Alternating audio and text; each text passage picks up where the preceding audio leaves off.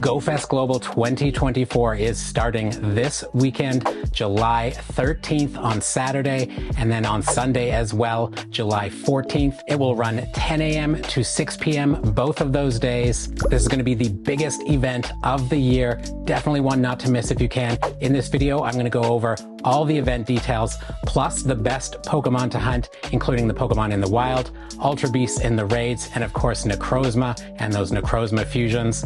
We'll go over all of that. First, we'll go over all the free stuff that's available to everybody, and then we'll go over all the ticket stuff for anybody who buys the GoFest Global 2024 ticket. Okay, so we've got the official website up here. We're going to go over everything, but let's start with these bonuses and features that everybody is going to get. We can see that there will be no limit on remote raids from Friday, so the day before, Friday, July 12th, to Sunday, July 14th. We'll get 1 hour lure module duration, field research themed around the different Pokemon habitats. We'll cover what that means in a second, as well as those surprise encounters in Go Snapshot. So just take a photo of your buddy and you will get a surprise encounter. Generally, I think you can get 5 of those. So do 5 of those each day. Make sure you get those encounters. Generally a free shiny check in there as well. Okay, so we've got the habitats up here now. There are 4 habitats that are going to rotate throughout the Saturday. So over the 8 hours of the Saturday, we're going to rotate through each of these habitats twice. So starting with Habitat Dawn Meadow at 10 a.m., we're going to see Pidgey, Pikachu wearing the Sun Crown, Hoothoot, Hoppip, Girafarig, Wingull, Snivy, Cottony, Ducklet, Ferroseed, Axew, Galarian Stunfisk, Heatmore, Inkay, and more. Everything there can be shiny. Then at 11, we're going to get the Habitat Shining Day. In there, we're going to see Charmander, Dratini, Sunkern, Dunsparce, Hisuian Sneasel, Roselia, Solrock, Helioptile, Tyrant, Dedenne, Yungoos, Fomantis, Jangmo-o, and more. Remember, that is the Jangmo-o shiny debut as far as global and to everybody goes. Then after that, at noon, we are going to get the Habitat Creeping Dusk. In there, we're going to get Pikachu wearing a Moon Crown, Eevee, Spinarak, Volbeat, Illumise, Gibble, Venipede, Emolga, Litwick, Golett, Durant, Esper, Phantom, Grubbin, and more. Again, everything in there can be shiny as well. And then at 1 p.m. is going to be the Habitat Darkest Night. That's going to be Alolan Rattata, Gligar, Sneasel, Teddiursa, Mudkip, Carvana, Lunatone, Dino, Binacle, Amara, Carbink, Crabrawler, and Morlul. Everything in there except for Carbink can be shiny. And then what will happen is these will rotate again. So once we get to the Habitat Darkest Night, the next hour after that, it will roll back to Dawn Meadow, Shining Day, Creeping Dusk, and Darkest Night again. All right, let's take a look at the raids now. In the 1-star raids, we're going to have Pikachu wearing a Moon Crown, as well as Pikachu wearing a Sun Crown, and Jangmo-o, again, that shiny debut.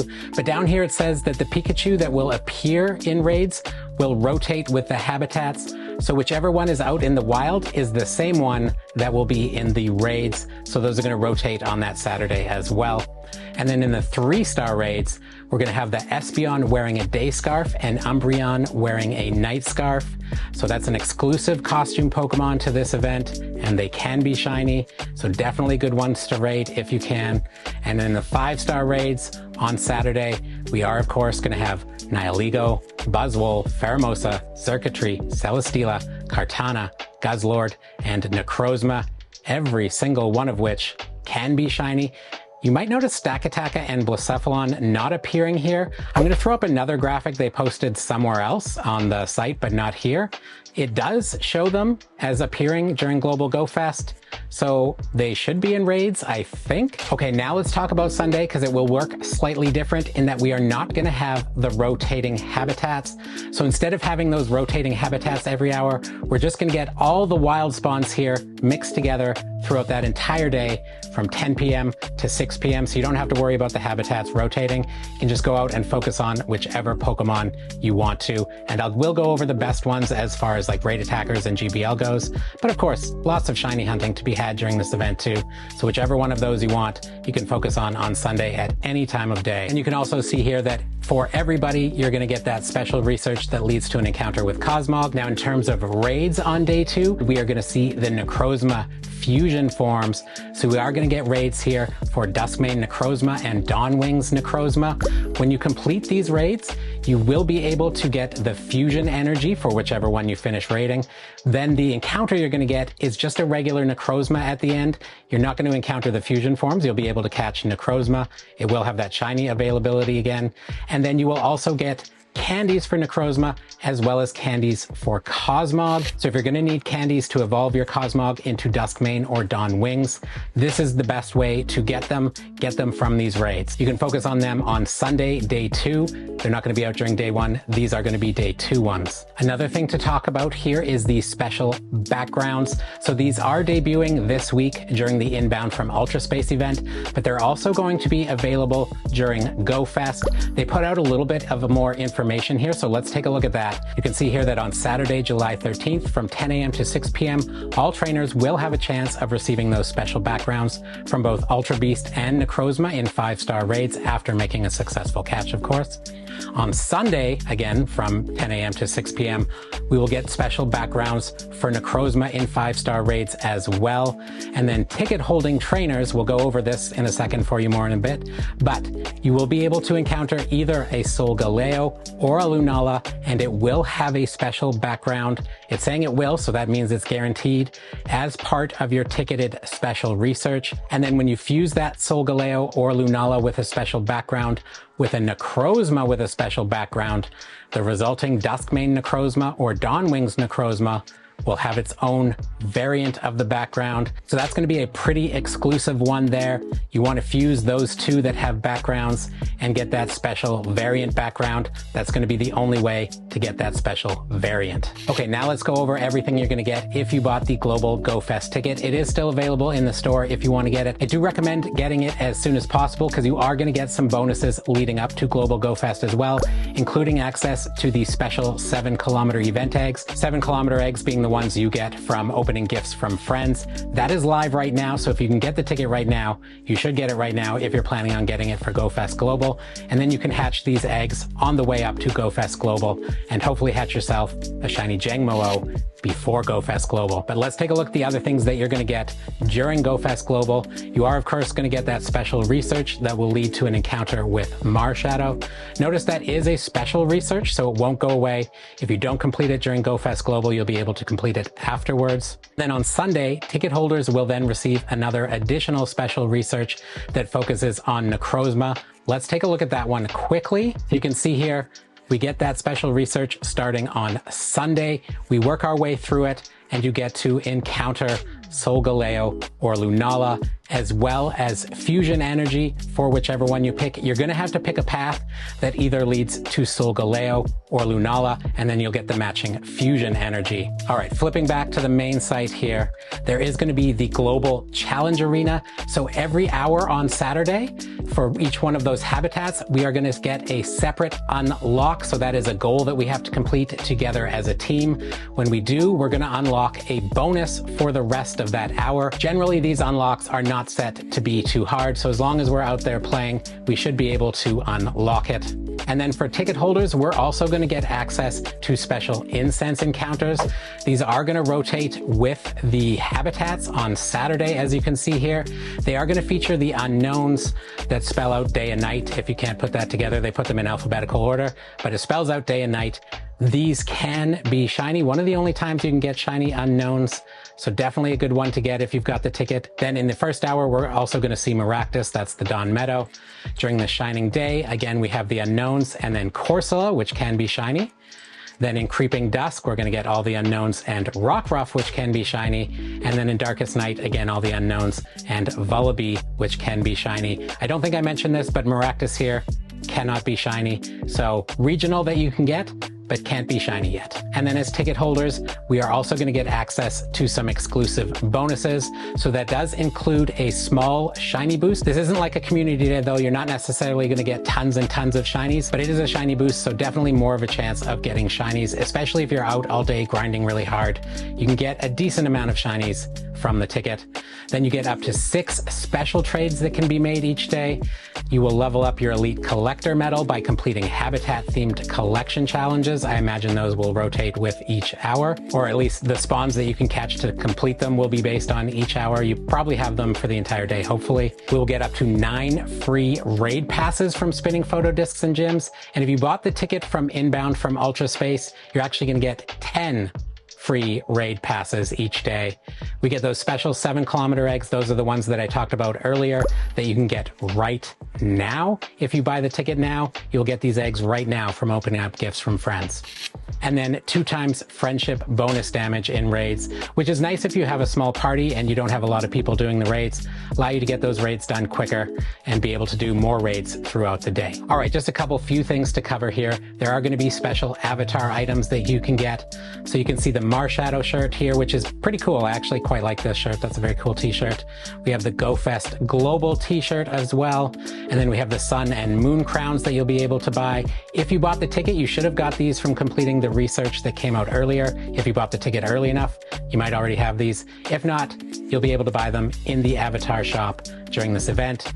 We also have the Necrozma outfit you can see on the right here. That includes the top, the pants, the shoes, the shades, and then also this wild looking Alolan Executor hat. That is all going to be in the shop.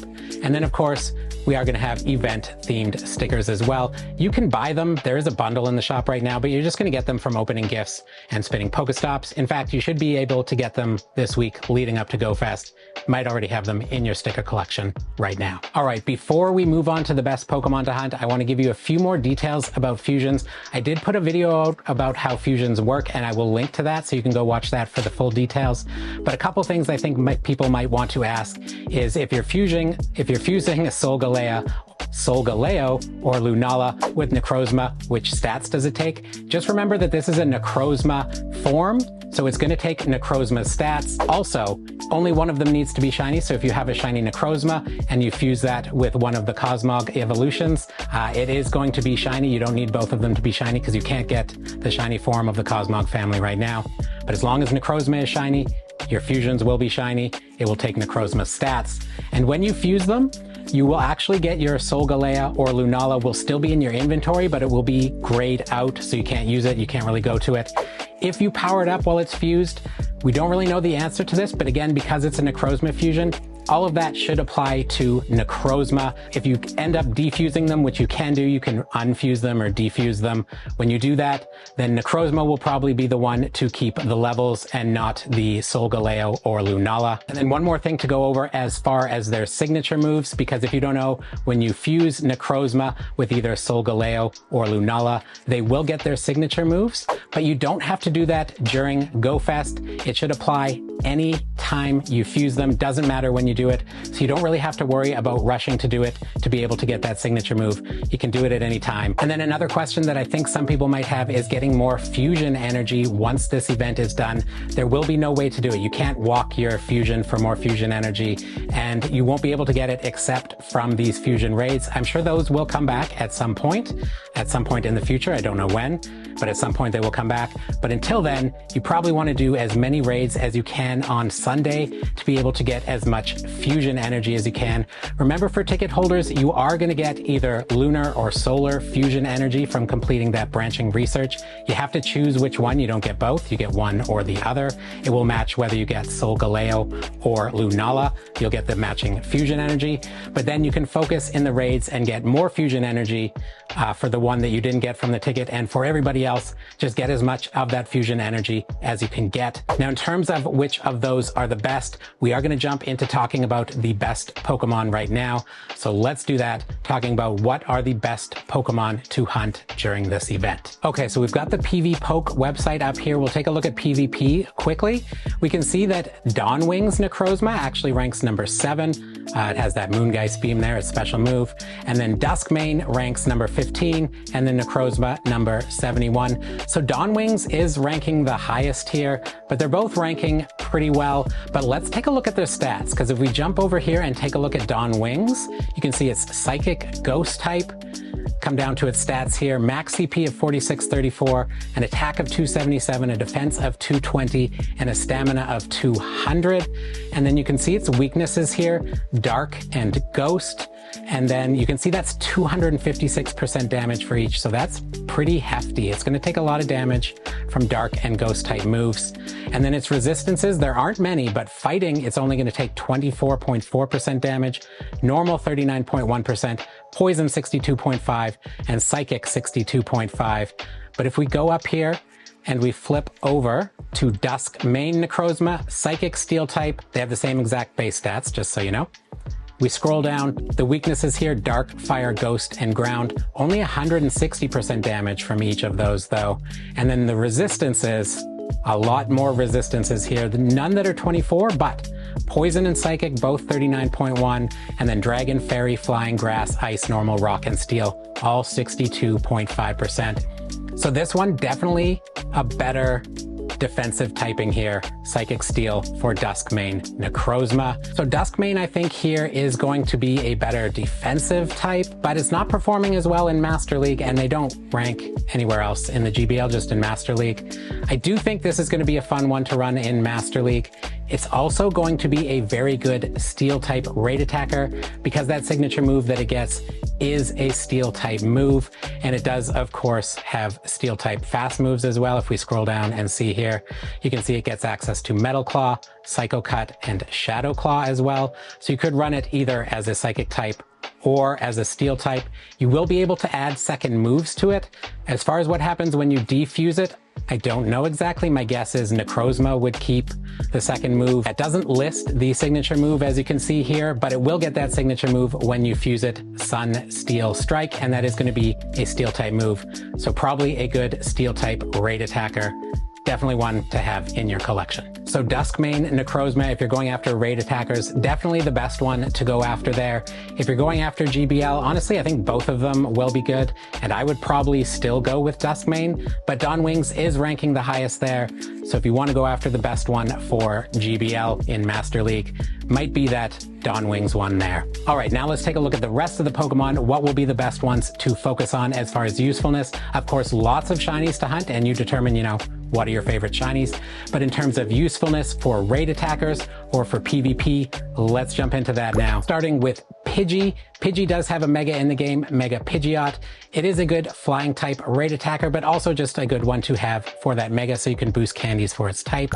We do have Charmander. Again, Charmander has a Mega in the game. Mega Charizard Y is a top fire type attacker. It's also good for Ultra League. It does rank better as a Shadow. And Spicy for Great League, again as a Shadow. And then for Master League, Shadow as well. It does need legacy moves. Blast Burn is the best one. Char also has two other legacy moves though, so this is kind of a complicated Pokemon in terms of that, to be honest. But what you can do is if you get a good one, you can start to use it right away, and then you can just save maybe your best one and evolve that one when you can get Blast Burn so that it can be the top fire type raid attacker in your collection. But you can start working on one that is not quite as good now so that you have that Mega if you don't already have it. Dratini, which evolves into Dragonite. That is good in all the leagues, but it is top 4 in Master League, so a good one there. Dratini's Stage 1 evolution, Dragonair, also ranks pretty well in the Great League. It does rank better as a Shadow, but it's still totally playable as a non-Shadow as well. Rosalia evolves into Roserade. It is a pretty good poison type raid attacker. There isn't a lot of those in the game, so if you need poison type raid attackers, might want to go after that one. And of course, Snileagle. We'll talk more about that later though. Jangmo-o, good in all the leagues, plus that shiny debut. So definitely don't want to miss that one if you can catch it. Eevee evolves into quite a few evolutions, obviously. Sylveon is a decent fairy type raid attacker, and it's good for Master League, taking out those dragons. Umbreon is good for the Ultra League, but just keep in mind, you don't want regular PvP IVs for Umbreon, which would be low attack, high defense, high stamina. You want as close to a hundo as you can get for Umbreon, and then you have to power it up to level 50 as well. But keep in mind that Umbreon with the scarf, so with that costume, is going to be in the raids. So that's probably the better place to hunt it. And you will be able to get probably better IVs from there since the IV floor will be 10, 10, 10. So maybe hunt that one in the raids, and then you'll have it with the scarf as well. And then also maybe shiny with the scarf. That would be a lot of fun to use in GBL for sure. Then we have Gible, which evolves into Garchomp. Garchomp has a very good Mega in the game. It is a good Dragon type and a good Ground type raid attacker. It's also good in Master League. For Master League, you usually want the legacy move Earth Power, so you might want to save your best Gible and evolve it when you can get that move. Gligar is good for Great League, and then its Evo Gliscor is good for Ultra League. Then there's Dino, which evolves into Hydreigon. This is a good Dark type raid attacker. Generally, again, you want that legacy move Brutal Swing. You could use Dark Pulse instead. So similar thing to Char, maybe save your best one to evolve when you can get the move, and then use another decent one right now that you can give Dark Pulse instead of Brutal Swing, and it'll function pretty well as a Dark type raid attacker there. Hydreigon also ranks pretty well in the Master League, and then its Stage 1 evolution, Zweilous, also ranks pretty well in the Great League, so you might want to get one that has good PvP IVs to get out Zweilous for the Great League if you want to try running that. And yes, even though it's the Stage 1 evolution, you still want those PvP IVs, so low attack, high defense, high stamina. And then also we have Carbink, and that is a good one for Great League, ranking number 2 in Great League. So definitely a good one to grab if you can. Then we have Galarian Stunfisk, another good one for Great League and Ultra League. Up next we have Axew, which evolves into Haxorus. It is a decent Dragon type attacker. It is kind of squishy, more of a space filler until you get better. And then it is kind of a spice pick for PvP and Master League as well. I like to run it. It's a little bit fun. Next up we have Hoothoot, which evolves into Noctowl. That used to be ranking higher, but it is still a bit of a spice pick for Great League and Ultra League. Then we have Wingull, which evolves into Pelipper. That is a good one for Great League and Ultra League. Helioptile evolves into Heliolisk. That's good for the Electric Cup. Then we have Litwick, which evolves into Chandelure. That is on the spicier side of Master League, but definitely a good one. Phantump evolves into Trevenant, which is good for Great League and Ultra League. We also have Mudkip, which of course has a Mega in the game once you evolve it to Swampert, so Mega Swampert. Pretty decent as a Water and Ground type raid attacker. That is another one that has a legacy move that you might want to wait for. And then it's also good for Master League, Ultra League, and Great League. The Shadow does rank 1 rank higher in Great League, but honestly, doesn't really matter that much. You can run the Shadow or the non-Shadow. Now, in terms of the best Ultra Beasts out during this event, let's cover a few of them, starting with Guzzlord. He can fill in as a Dark or Dragon type raid attacker, but there are lots of other better options out there, so this one might just fill in until you get better Dark or Dragon types. It does also rank around the top 100 for Master League and top 20 for Ultra League. However, to get the best Ultra League IVs, you'd have to trade one from a friend who you don't have a high friendship level with, so you can get that low attack stat. There's also Nihilego, which is a top poison type raid attacker, ranks about 80 in the Master League. Kartana is also a top grass type raid attacker. Then we have Buzzwole ranking around 50 in both Ultra League and Master League. Doesn't really rank as a raid attacker though. And then we have Xurkitree as a top electric type raid attacker and can be a little bit of a spice pick in Master League as well. Finally, the last one we're going to talk about here is Celesteela. Not really good for PvP or for raids. However, it is a flying and steel type, and it is absolutely massive. So whenever there is a flying type or steel type showcase, Celesteela can absolutely dominate there, especially if you get a double XL one. If you get a double XL one or multiple of them, definitely hang on to those and try and snipe those showcase wins if you can. All right, everybody, that's all the information I had for you in this video. If you want more information about fusions, I am going to link that now at the end of the video, so it'll be one of the videos that pop up on screen. I'll also put the link in the description down below. But right now, I want to give a huge shout out to our mythical members, Body on a Planet, Kate, Fallman, Assassin Octopus, and Maddie B. Thank you to them for supporting the channel at the mythical level. It really does help. And thank you to you for watching the video this far. That also helps a lot. And thank you to all of you who watch the videos. Hit the like button, come to the live streams. That support means the world to me. Without that, channel wouldn't run at all. So thank you, everybody. I really do appreciate it. I hope you have an amazing Go Fest. Get lots of shiny Ultra Beasts, catch some shinies in the wild, and just overall, have a great, fun time. It's going to be a great event. If it's hot in your area, make sure you plan to stay hydrated, find shade and take breaks. You don't want to get heat stroke. But yeah, I hope you have a really great Go Fest, everybody. Tons of fun. Catch lots of great Pokemon. Have some good shiny Ultra Beasts, good shiny Necrozma fusions. And we'll see you in the next one, friends.